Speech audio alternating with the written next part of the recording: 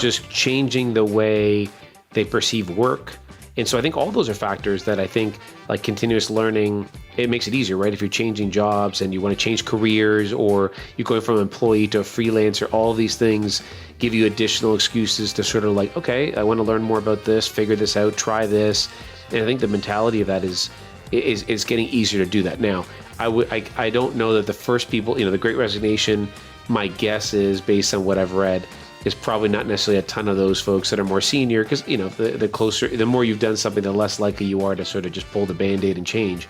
But I think they are certainly being affected, and just seeing all this change around them, and so it's one again. So now I feel good about this conversation, because now there's two things. So the fact that we were already doing online training for a long time before COVID, but now there's two. Now it opens people up to try new things and be willing to change the way they do things.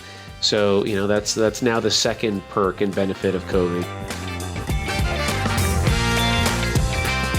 Hi, friends. Welcome to the Sales Enablement Podcast. I'm your host, Andy Paul. That was Andres Lares. Andres is the CEO at Shapiro Negotiation Institute and the author of a book titled Persuade, the 4-Step Process to Influence People and Decisions. And in this conversation from the archives of the Sales Enablement Podcast, we're talking about persuasion and influence. In particular, we dig into the topic of what the differences are between persuasion and influence, and why this is important to how you sell. We dive into the steps that Andres lays out in his book to build influence, which build credibility, engage emotions, demonstrate logic, and facilitate actions. And we talk about the correlation he sees in these 4 steps and Maslow's hierarchy of needs. It's a really interesting perspective to have on negotiations. Andres also shares his formulas for building credibility and building trust. And we get into the chicken egg discussion about which comes first, credibility or trust. So all of this and much, much more. But before we get to Andres, I remind you to subscribe to this podcast wherever you listen to it. And if you subscribe, we'd certainly appreciate if you left us a review, gave us your feedback about how we're doing. So thank you. All right, let's jump into it. Andres, welcome to the show. Thank you very much for having me, Andy. It's a pleasure to have you. So you're joining us from where? Well, currently actually in Toronto, but home base is Baltimore. Yeah. Baltimore. Okay. So I guess the border just opened up, didn't it? Well, you know what? So I'm a Canadian, so the border has technically always been open. Not easy to cross, but has always been open. Okay, got it. Well, tell us a little bit about you and the work that you do. Yeah, so the Shapiro Negotiations Institute is a global sales negotiation influence training firm. So I've been around for 26 years now, and 26 years of classroom training and about 12-ish years of doing online. Mm-hmm. So I guess if there was a bright spot to COVID, which I'm not sure there is one, so if we're really trying to think glasses half full here, it was the fact that we've been training online for a good chunk of time, and actually probably trying to convince in some cases some of our clients that they should do their training online because maybe they were it was globally spread out or whatever reason, and they didn't really listen. And now we're getting, over the last 2 years, a lot of the, why didn't you tell me to do this? And as much as I want to scream back, we have been telling you to do this for a decade. It's the result that matters. So I'm thinking, okay, great, and pretty happy with where that part is. Yeah. Well, it has to be their idea, right? Yeah, that's the name of the game. That is the name of the game, right? So, so sales negotiation training. So, yeah, that's sort of an interesting thing, because I'm one of these people that says I don't think sellers should negotiate. I always think I come from a background of selling large, complex deals, and I was perfectly content to hand off the negotiations to contract negotiators. Though I really effectively was negotiating through how I sold. So I'm just sort of interested in your perspective about that. And so I think certainly some overlap in the fact that when a lot of people think of negotiating, they think of that last little bit when they're almost like, okay, now I bring up price, we go back and forth a little and the deal gets done. And if you're doing that, then first of all, you should be negotiating, and by then it's too late, right? So I think the broader sort of, there's really a fine line between negotiating and selling, because really negotiating is about building up the value all the way through, so that essentially if you've done a really good job, to your point, from as far as like discounting, you're not doing that because you've built so much value along the way, built so much credibility, built the rapport, done all these things that then allow you, when you say the price, it's almost a deal to the other side, right? There's so much value there that there really isn't a need to push back. And so you're almost overcoming the objections before they come up in the first place. Yeah, well, I always like to lead with price.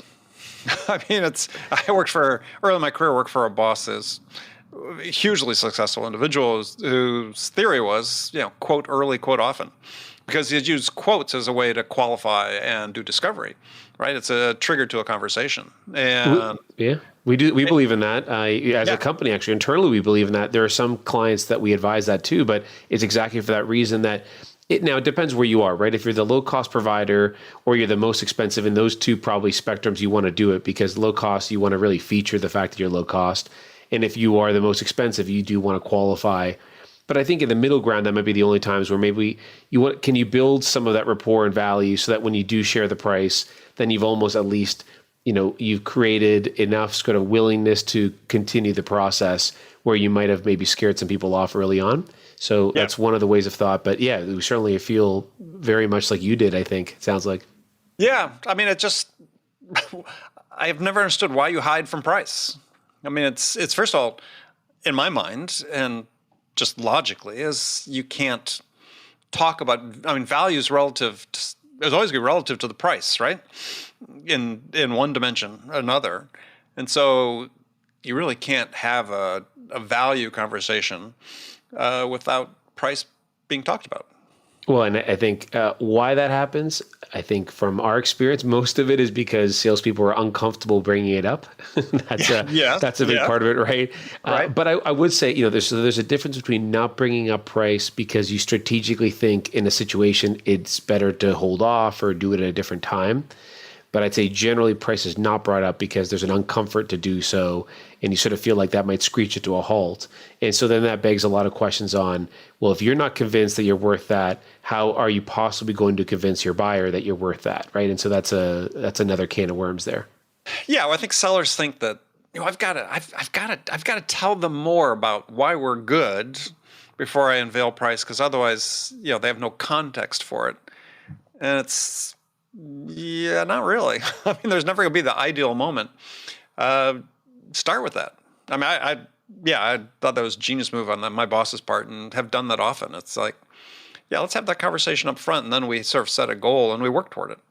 Yeah, I think so. Very much so. I think the only exceptions, I think, for us, so sometimes when we're teaching clients, for example, when education is a big part of the sale.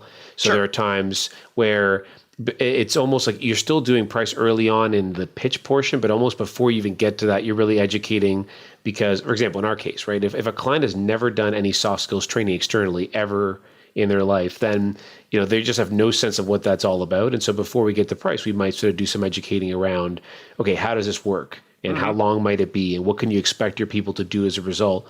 And so then once you've done that, then you can sort of get the price because they're not even, forget even price. They just don't even know, what it is almost. But, and like I said, to me, it's really about, but that's because we've strategically felt like bringing up the price too early just doesn't make sense. And not that it's just a habit or even worse, just an avoidance that, hey, this is uncomfortable. And so I'm just not going to do it. That's definitely not best practice. But I also think that increasingly, given sort of the way that B2C behaviors are migrating into B2B selling, that people expect to see price, right? Good point. Transparency. I expect to see it on a website and know before I even call you. Yeah. Yeah, and if you make me click a button to talk to a salesperson to get a price, I'm going to be pissed off. Yeah. I mean, that's not a good first impression you want to make. So I think this idea of transparency is there's more expectation around it. And so I think you sort of diffuse it as an issue because, if you're trying to justify a price in advance of revealing the price, I think that's a much more difficult task than justifying the price after you've set the target of what the price is. And actually, one word that you said that I think really got me is the justifying, because I do think that if you say it up front, there's no justification. It is what it is. And so rather than if you are building up to say it, the other side feels that build up. And so it feels like you're proactively justifying it, but there's nothing to justify, right? You bring enough value to the table that the price is the price and you're still going to get tremendous value as a result. And so I think even that mentality of when folks are justifying it, whether before or after, can be dangerous. Yeah. Yeah. And another point too about negotiation we had touched on before is the way I have worked large deals is is, you sort of build it like a puzzle, right? Or what's the tower game? Jenga? Oh, Jenga? when you pull them out, or when you build Yeah, it up? when you pull the block out. Jenga, yeah. And to me, that's sort of your goal, right? Is that when you get to the end of the process with your buyer, before it then transitions over to legal or procurement, whoever's going to do sort of the detailed T's and C's, you've wrapped up all the points, the major business points, the ones that are going to, have the biggest impact on you from a profitability standpoint and so on, as part of this puzzle, because you're going through a series of trade-offs with the buyer throughout the process of selling. And the end result is, well, if procurement says, well, we're just going to pull this block out here, it's like, oh, well, if you do that, it's going to change this dimension. Deliverables will change, time frame will change. This is what your people have already agreed to. So you've got this package that you deliver that is almost impermeable, the key business points, by procurement or by legal, because if they pull one out, it all falls down. Yeah, absolutely in alignment there. And I think, and the pulling out, I think also is where I think you can almost like get a second chance to demonstrate the value. One of the things we talk about is the best way to really figure out if someone cares about something is you take it away, right? So, oh, Andy, okay, you want to take that away? Okay, let's, So if you do that, then we're going to have to remove this. Oh, no, don't do that. Oh, okay, all right. That's what I thought. I thought that was important to you, but now we know for sure it is. Right, but what I have always tried to do is that conversation is not between me and procurement. It's between my champion, my sponsors, and their procurement, because the procurement will go to them and say, we're going to pull this out. And they'll go, no, we can't do that. If you do that, we're not going to be able to get on time, or whatever the dimension is that's affected by it. Yeah, absolutely. It's you have a lot more leverage, and it's going to go a lot smoother if the internal champion is leading it or at least involved. I think, and especially, the bigger the purchase, the more complex. Because I think also times, procurement, so we do quite a bit of negotiation training on the procurement side also. Sure. And I think when we do that, I think a big part of it for them, and where it's actually evolved over the last decade to sort of negotiation and influencing, is because procurement also wants to be sort of, they don't want to be considered, this like the last step in the process that ruins deals, or, almost like, you're... Exactly. And the idea is that they're a strategic partner internally. Right. And so I think when you've got the internal conversation, you're not trying to save face or prove yourself, right? Procurement's just doing their job. I think sometimes when procurement's dealing with the outside party, the vendor, then they're almost like trying to prove their worth a little bit, right? Okay, let's lower the price. Let's do this. Let's X, Y, and Z. But when it's internal, they have less of that. And so it's a huge, it's a huge win when you can keep it internal as much as possible. Yeah. No, I just think it's something I try to teach people. It's just, let them have that discussion, because you've got somebody that's already bought into this vision, and they see how the pieces fit together. And they're a much more powerful advocate for not making changes than you are, because they're all on the same team. For sure. Yeah. All right. So you've written a new book called Persuade, the 4-Step Process to Influence People and Decisions. So what was the impetus to write the book? Well, one thing is for sure that I could not have picked a better time, because the writing occurred accidentally over COVID. So there you go. So that worked out pretty well. If you're going to bunker down and do something, write a book is up there. I did the same, by the way, but yeah. So, and that was not on purpose. I wish I could say, strategic, and but it was already I had been starting right as COVID came about. But so the impetus was, so we have a negotiation book, which is really sort of the basis for our negotiation training. It's been updated a few times, and influencing has been something we've been training for 10, 12 years. And so it was a combination of things. One, I've always sort of wanted to do it and never really sort of taken the time. But as time went on, it became almost evident that we needed something more there, I think, as a resource that people can go to after, as a way to market the firm, and then also as a way to learn more. I mean, one of the things that I really learned from, so our founder had written 4 books, so Ron Shapiro had written 4 books before I took over. And one of the things that I learned from him, the last couple I was around for, was that, you learn a great deal. I know writing a book is a lot about sharing what you have been studying, learning, either from mistakes or whatever it may be, but you actually learn a great deal. And that's one of the things that I wanted to do is, okay, I wanted to sort of take it to the next step. And so that was the best part of it, actually. I feel like, and in the most interesting ways. I think what I expected to deep dive into, maybe there wasn't as much there as I thought, but other areas I hadn't thought about, there was a lot more. And so, like body language, for example, we've always sort of included a little bit, and we ended up just going into this huge deep dive on body language. And I think that was a year of studying body language, which was well worth it. And, and I wouldn't have done otherwise. And, things like that I think made the process really, really interesting and worthwhile. And then July 7th, the fruits of all that labor, came to it came to a physical thing that we can now point to, for better or for worse.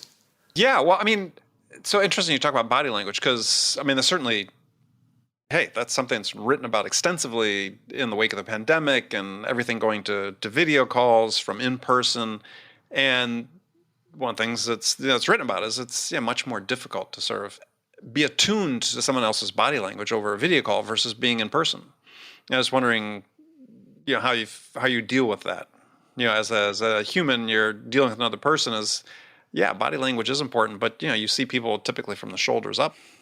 Yeah, it's certainly not the full picture that you would get, and you miss, walking down the hall. Andy and Andres go down the hall before we meet, and we chat, impromptu, and we might, present me to a colleague. All of these things that happen. Grab lunch later, the informalities, and seeing all the stuff in the back of an office, in the walls or whatever. So there's a lot there, and I think one of the reasons that ended up growing so much in the book was because of the timing. So what was going to be just, a chapter on body language ended up expanding. And then it went into the impact that COVID was having, because as we were writing it, COVID was becoming more and more, clearly changing the course of business, short-term and long-term. We really went into things like media richness and truly understanding, okay, so, what do you miss out on? So Albert Moravian has this famous quote that many have heard of, where only 7% of what you communicate is what you say. So the words, and the other 93% is everything else, the tone, body language. And so trying to figure that, okay, so what is lost when you're not in person, and what can you still get from video? And then what do you lose on when you're just on a phone call?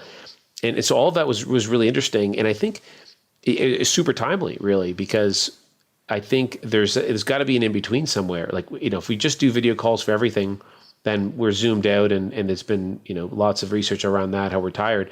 But at the same time, if we just totally avoid it, we don't see anyone in person or even do video, then we're missing a richness. We're missing a tool to develop relationships. And one of the things that I love, for example, right now, you and I are recording a podcast. It's only on audio only, but we're on video, and it changes the feel of this, at least for you and I, and hopefully that makes it a better product for the listener. So I think it's a perfect example of something that's subtle, but clearly makes a difference, in my opinion.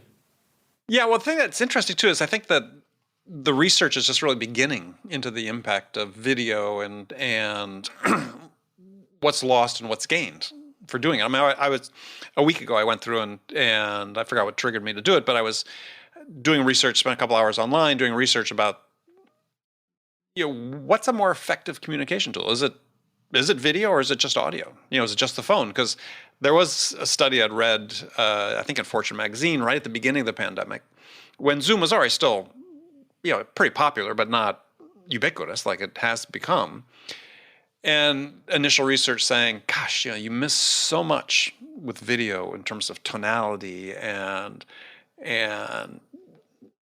just nuance that's missed, whether it's because you're distracted looking at your own picture or just the quality of the video and so on, that they're saying, hey, this is not the end all be all. Phone is still really important. And there's still more studies sort of coming out. I'm curious to see, what we're going to come out at the end, because certainly you gain some things with video, but we're also finding out that you're losing some things. You actually don't listen as carefully and as closely as you would just being on a phone. I think there's so much there, because it's the same as like a tool, right? So, one kind of screwdriver doesn't work for every screw. And I think ultimately it's where we're going to end up, that video is going to have its use and audio will have its use, depending on the person, depending on what the subject matter is of the conversation. But and because there really are so many plus minuses, and I think the other factor will be technology will improve. So even over the course of the last 18 months, so Zoom had its security concerns as one of the big knocks, but the other was the quality of the video. There's certainly some other ones that have better quality. Right. So as the quality of the video gets better, as the quality of the audio gets better. But it's interesting, right? If you think about, like, just as a common example, so when we do training and you look at in the classroom, what are the chances that over the course of a 2-day negotiation training, someone would open up their laptop and just start working for 3 hours of an 8-hour day. And the chances were, over the course of 26 years, when I asked my facilitators, they said it's never happened. Right. Someone had to step out for a call, of course, but Sure. so that's basically never happened. Now, what's the likelihood that someone just tries to plug away at work for an entire 90-minute session we might run? And early on in the pandemic, it was actually quite high. Yeah. And what's interesting is we actually tell our clients it's our job to keep them interested. So it's like, yes, we do want support. Yes, we do want you to set the tone that, hey, this will be engaging, interactive. You're going to do simulations and role play, so you're not going to be able to punch at work. But to some extent, we feel like it's our job, right? If we're good at what we do, we're almost selling to them. We're compelling enough to keep their attention. But certainly that just the media change, we're like, now we're on video. We feel like, oh, whatever. And so there is definitely the next step when you're on phone. In the old days, you could hear the keyboard going and, someone's whatever. And so it is interesting. There's so much there, I think, and so much to study, and it's just not going to be a straightforward answer. Yeah. I mean, it's not like you're not distracted when you're on the phone. I mean, when I'm on the phone with my wife, she can tell within a heartbeat when I'm looking at my computer.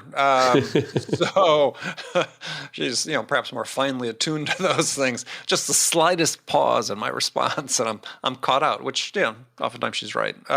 So, yeah, I mean, I hope there will be a renaissance of the phone, because I tell people I did my first video sales call in 1989. So. Yeah, I've been doing it for a long time. Part of this because I was in the satellite business and we use satellite communications for it. But I do think people listen better on the phone. They hear better on the phone. Listen better. And I think people have to be more sensitive to your point earlier about being more multi-channel in the way they communicate. I mean, right now we talk about omni-channel, but the phone sort of seems to get overlooked. And I think there's a real place for it. All right, so I want to talk about your book, because it triggered a lot of. It's an area that I've been thinking a lot about the last several years, and the way you sort of set up in the title, and I'm really interested in your perspective on this. This is not meant to be a critique, but it's we tend to use persuasion and influence sort of interchangeably, and to me they're not really the same. And so I'm sort of curious in your perspective on that. Not the same. I think there's a ton of overlap, and it's interesting. I think even the answer to this as over time has changed. So we were founded as a negotiation training company, and then we started doing sales training and influence training, and then over time, even that we started to think, okay, well, where does selling and negotiating start and end? Where does influencing and negotiation start and end? And then the same with persuasion. So I think. Now, after having written the book and sort of really thought a lot about that, I would agree. I think they're not, perfectly synonymous, but I think there's quite a bit of overlap. I mean, I think it's almost like in a Venn diagram. There's some pieces where there's a big chunk where the two overlap, but you're essentially often exerting influence on others and influencing others versus I think the persuasion is a little bit different. But interestingly enough, from a dictionary kind of definition standpoint, which is where we started in all this, sure, yeah, they're even more closely aligned than I think I would have expected. Well, actually, that's where I saw the differences, and because I'm writing about this in the difference between persuasion and influence from a strictly sales perspective in my new book that comes out next year is the way that we train sellers with persuasion. It's an instrument of coercion, right? And even the dictionary definition. Talks about to prevail on someone to do something. Well, to prevail is, you gain ascendancy through strength, which to me is by definition sort of coercive. And I think that this is what sellers that don't understand the nature of influence sort of default to this pushy persuasion. And it's interesting. Have you read Jonah Berger's book called The Catalyst? I have not. Yeah, I think you'd enjoy it. And so he's a professor at Wharton. He was on my program last year, and we talked about this. And he describes in the book research that shows that basically there's this universal resistance to being pushed or being persuaded. He calls it persuasion reactance. And the idea, he says, is that when people get pushed, they push back. But everybody has this sort of, he called it an anti-persuasion radar that goes off that when they sense someone's trying to persuade them. And I guess to me, that's like sets up persuasion as being very different than influence. But anyway, just interested in your take Yeah, on no, I mean, first of all, that's another book to read, and definitely want to give that a go. Enjoy it. Yeah. So I think, we see influence as, the key phrase I think that we saw in a lot of definitions was like having the capacity to affect. So Yes, I decisions, agree. character, whatever, and then persuade as causing something, almost causing an effect. And so I think when we sort of bridge the two, for us, it was in either case, you're almost like compelling it. And so I also think persuasion, and it's one of the things that a friend and I really, when we were figuring out what we were going to call the book, I asked a friend of mine who's a PhD economist, I wanted his take, and he's just very thoughtful about this. And I said, what do you think? And so we were working through a lot of the definitions, and I feel like persuasion also has even the word used, so coercion and a negative connotation. And that was a big part of just really thinking through whether that was the right word or not. But if I had to say, if you persuade someone, in short, the word I would use is you're convincing someone, and I think convincing to some extent feels like they do have a say. It's so versus you are coercing feels less like they have a say. And so one of the things that you said, no one likes to be influenced or persuaded, kind of that feel. And that's a big piece of like actually not influenced, persuaded, I think. Persuaded, yeah. Is what you said, exactly. Yes. You said one of the two.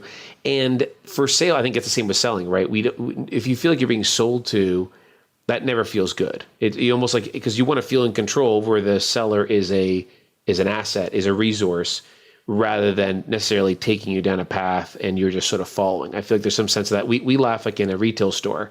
So Right. one of our facilitators tells a story that you come into a retail store and you want to, the reason you went in the first place is to buy something. And so you're looking for a pair of pants or shirt, whatever it is. But you think of our natural instinct, like, may I help you? No, I'm just looking. That's the natural instinct, when in fact you are in that retail store because you do want to buy something. Yeah, otherwise you buy it online. Exactly. You think of that logic. It's like, so wait, you've come in. It's like, no, if I told you what I was looking for, then you'd help me find it. And if you help me find it, then I'd get in and out and be able to achieve my objective faster. But no, I'd rather sort of protect myself and say, I'm just looking. It is an interesting, that's a human instinct. And so, yeah, that's, I think, what Berger is writing about, is that, this is this universal reactance or resistance to being persuaded. Yeah. My issue, and the reason I've written about in my book, is because I think in the hands of the way most sellers are trained is they think this is their job, to go out and convince someone to buy their product, versus, hey, I'm trying to help them achieve a certain outcome that's not necessarily defined at the beginning, right? In the hands, persuasion in the hand of most sellers is, well, there's a predefined outcome here, which is you're going to buy my product, as opposed to, I know you've got choices to make about understanding what your product is and the choices and alternatives you have for solving this problem. And I see my job as influencing the choices and trade-offs you make, which result in you making a decision ultimately to purchase our product. And I think this is this dichotomy of the mindsets that really exist in the minds of most sellers, and exist in the form of most sales training that's out there. This is, if you ask sellers what their job is, well, my job is to go persuade somebody to buy my product. And it's like, well, no, that's not your job. To me, that's not your job. To me, your job as a seller is to listen, to understand what's the most important thing to the buyer, and then help them get that. That's your job.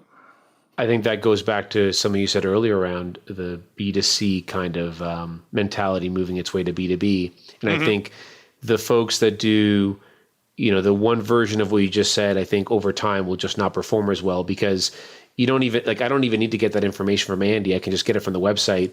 And so you're not going to be able to persuade me to buy whatever it is of your product or services, because I've already educated myself enough before I even talk to you. And so I do think there's going to be, just a weeding out of that mentality to some extent. It'll take time, but, and I think then you get into the more thoughtful sales, which is really about thought leadership and being a resource, because the reality is, if you're going to be in the game long enough, you understand that the biggest, there are, I mean, we know some really successful salespeople we've trained or worked with or partnered with where they have said, you know what, Andy, I think in this situation, I'm really not the best fit for you. And if you think of the way you can get the most credibility with someone, I can't think of a better way to authentically, genuinely say, look, in this situation, this is not a right fit. I actually recommend you do A, B, and C. That's, with a different group. I mean, that person, if that works out, and especially if you've made the right recommendation, I mean, there's just no better way to build credibility. And we've actually done that a few times before, and it's unbelievable. We actually continue to get referrals from a bunch of those clients that become clients later. We actually get referrals from a couple of people who we've actually never worked with, but we've made recommendations outside of it that have worked well. And it's a funny thing to think that someone's actually acted as a referral, as a recommendation, even, and been a referral when they actually haven't bought our service technically. Well, yeah, but I mean, the thing is, you became a source of influence to them because you built this level of trust through your transparency, and transparency is, as you know, is very critical for building trust. But it's again back to sort of this persuasion ethic that exists. I like to call persuasion sort of a hammer in the hands of most sellers. That's sort of the opposite approach, right? And it's very effective. I mean, this is, unfortunately, we sort of go through this cycle like every month, and sellers may start the conversation with the buyers, hey, I'm here to help, but then get to the end of the month and the last 2 days of the month, and suddenly the discounts start coming in, and I'm not really here to help. I'm here to get an order. I feel like I see it more and more and more, but there's a lot, especially when you get sales training. So I feel like right after sales training, this is at its peak. If you were to sort of chart it, that there's this tendency to sell through the sales process. Like, okay, first I vetted Andy, and now I'm going to do the next step in the process, and just not enough kind of awareness around the buying process. To some extent, the sales process is really meaningless, right? I mean, the sales process is to guide you and give you tools and skills, but really it's the buying process you should be selling to, right? It's where is Andy now? And, what does he need? And, and it's just interesting that we certainly chart that right after. Okay, so I was supposed to, now the next step is negotiating. Well, it's not like, you don't do this, this, this, and this, and this. And I've heard actually on this show many times before, you talk about sort of the good and the bad of sales automation. Well, I mean, sales automation has a lot of good, but that personal relationship piece of it, where you adjust your solution, you do a deep discovery, all these factors, you can't automate that. And so that's what's left. That's the piece that then becomes the most valuable in the sales sort of process. Yeah. Well, and also I think absolutely. I mean, a lot of great perspective in there. And I would add to that is something going back to what you talked about when people going into the retail stores, is that I believe that when buyers talk to you and are open up to talk to you, it's because they need to, not because they want to. And if your perspective is, oh, they talk to me, so let me like persuade them to buy my product. It's like, no. They've already looked at your website, right? That's been persuaded enough. They've got deeper questions, deeper concerns, deeper things they need to understand that they don't currently understand. And when we have this, to the point you talked about, so the seller gets turned loose and they're following this, linear stage-based process that's been unchanged virtually for 100 plus years. Instead of selling, as you said, to the buyer's journey. And this I just still drives me nuts. It's like, why is there two processes? Or why are there two processes? There should be just one process. It's a buy-sell process. And if you're a seller and your manager's trying to say, well, where does the buyer stand? They always define it by your sales process versus where the buyer is in their process. And the empathy piece, I think, is what lacks. So, I mean, we write that in the book, and it could not be more important. And I would definitely, I put empathy as one of the most important skills. As time goes on, it continues to become more and more important in, in management positions and sales positions and all of these. And I think that's a perfect other example, right? So if we're selling to the sales process, we're thinking about us. If we are working with the buyer to work through the buying process, that's a completely different perspective. And so then it's nothing to do, like the fact that your month's end is really that means nothing to the buyer. And so the concept that would change the way you behave, if you think about it in that perspective, is crazy, right? Like, you're selling to the buyer. So I don't care that Andy's got, to close a couple deals before the end of October or the end of the year, the end of the quarter. And so, yeah, I think empathy for us is something that really has over time become so much more important, and is a critical skill for any business developer, for sure. Yeah, to be other centric, absolutely. And I see this, and I said, sort of just drives me nuts. And write about this in my new book is okay. Well, I mean, Gartner did a great job. 2018, 2019 came out with their buyer enablement study. They've got this famous diagram that charts out, based on their research with thousands of enterprises, what the buyer journey looks like. And it's not this linear process. They call it the spaghetti diagram, because it's hugely complex flow chart that starts and stops and starts over again and so on.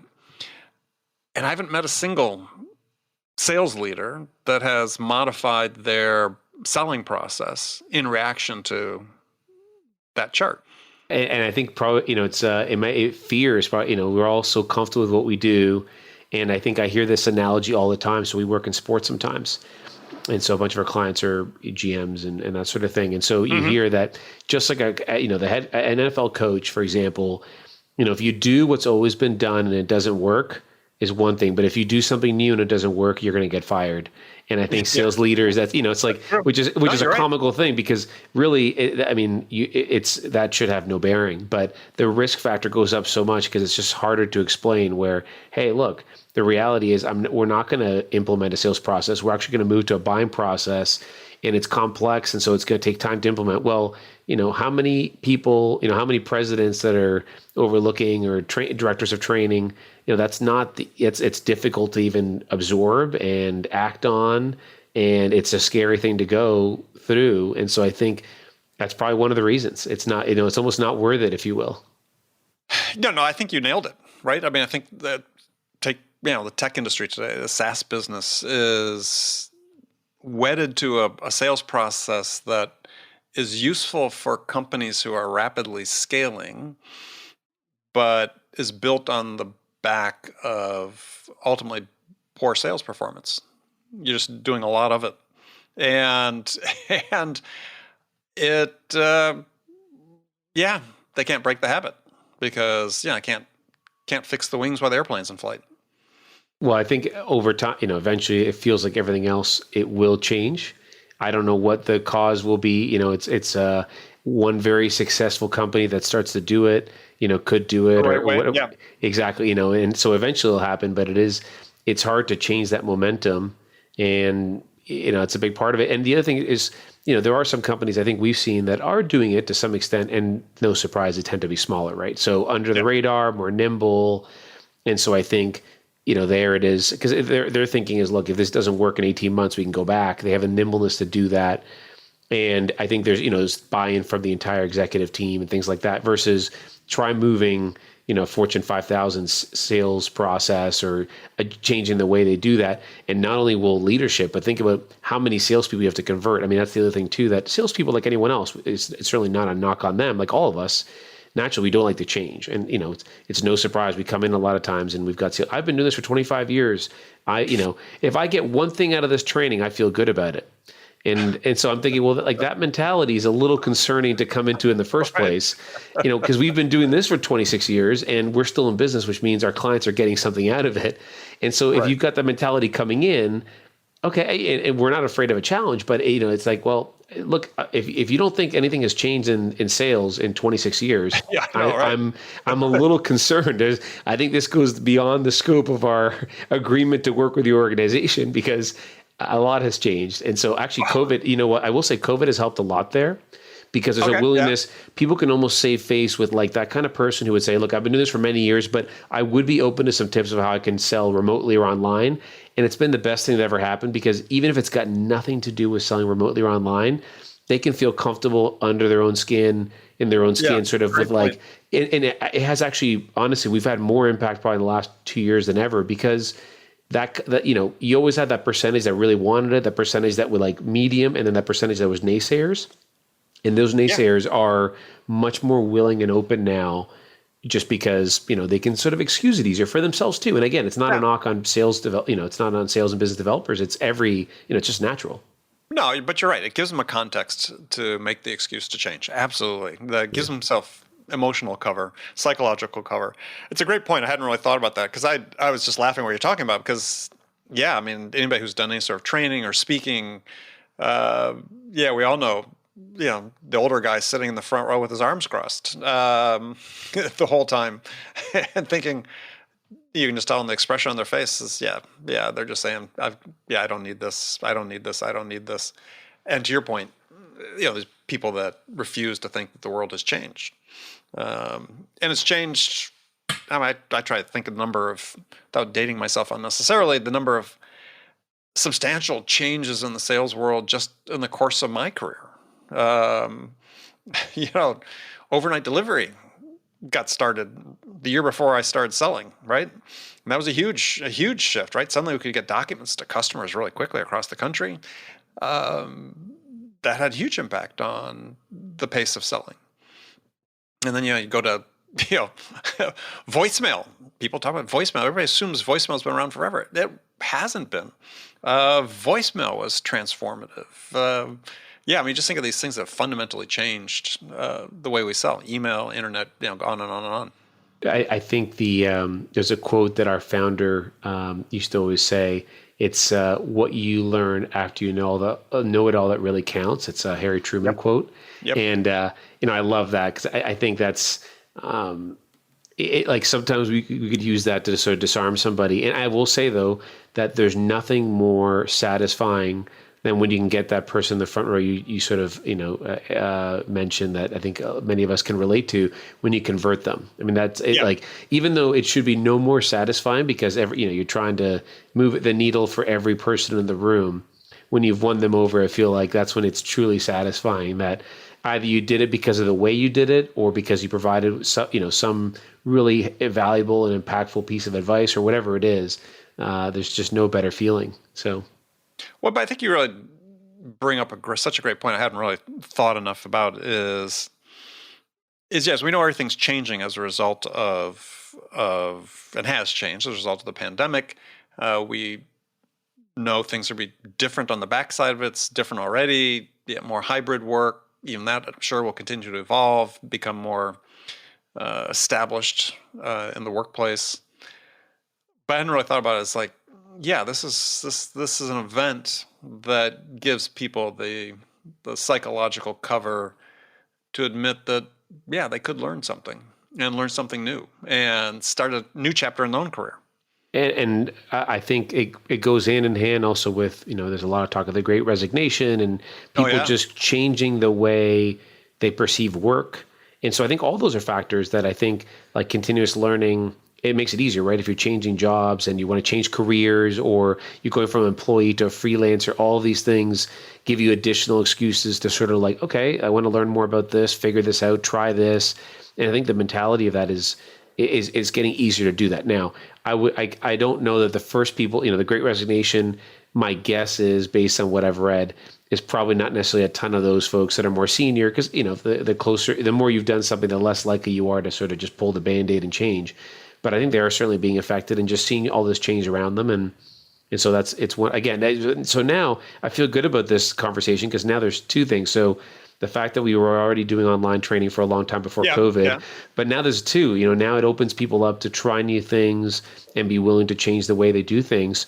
So, that's now the second perk and benefit of COVID. So I guess, I agree. And this sort I'm with my new book, so I'm sort of counting on as well is I believe there's a set of sort of the stereotypical sales behaviors that are still sort of the dominant behaviors that a majority of sellers use that we know are unproductive, that have no value for the buyer and have no value for the seller, is that perhaps this is, a moment in time to say, let's just stop those, right? Let's just stop. They don't help and they're hurting. And we're doing a little bit of a reset here in terms of the way we work, the way we interact with our buyers.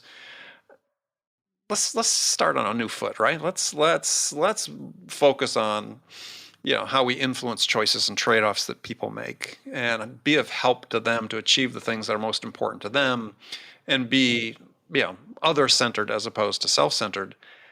And it feels like, part of the reason people are changing is a lot of times just even some studies shown. So the churn in sales is, people don't want to work that way anymore. They want this internal coherence and consistency is important to them, is they don't want to act one way as when they're in sales and another way when they're a human being. And hopefully those two will converge then. I think if acting the way that you're talking about and that becoming the way you do business will mean it's more satisfying. And like you said, it's almost like you don't turn it on and off. You don't turn on your professional sales hat and then kind of go back home and, take that off. And I think that'll be more satisfying too, because I think you truly believe in what you're selling, that you create genuine relationships, and that changes. And I think it's no surprise. I think it's the chicken or the egg, right? But I think the most successful salespeople have been doing that, and it's both because they've been doing that, they've been more successful, but also the vice versa too. I think they've also been more satisfied, and so want to continue doing it. I think there's a lot there. Yeah. No, I think there is. I mean, to your point about, a moment for change, I think sellers are going to embrace this moment. We're seeing some indication of that, still beginning edges of it. But, so much of the sales world is based around processes that are, managed by managers, managing from a position of fear. And so they index down on compliance to a process instead of letting people develop to become the best version of themselves. And they think they can sort of legislate the humanity out of what is fundamentally a human business. And I think that's going to come back. I hope so. I think, and I expect it to. It's just a matter of when. Yeah. No, I agree. All right. Well, Andres, so we've come to the end of our time, but thank you for joining me. Thank you. I hope you don't regret it. No, not at all. This was fun. So if people want to learn more about you and your book, how can they do that? So for the company, ShapiroNegotiations.com is our website. And then the book is called Persuade. And so it's the 4-step process to influence people and decisions.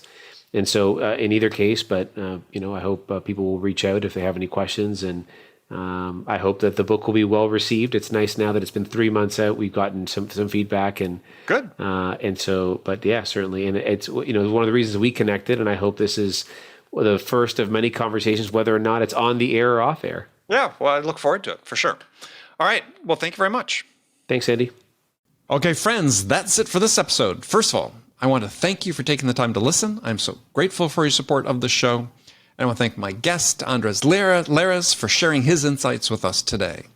If you enjoyed this episode, please subscribe to this podcast, Sales Enablement with Andy Paul, on iTunes, Spotify, or wherever you listen to podcasts. So thank you for that.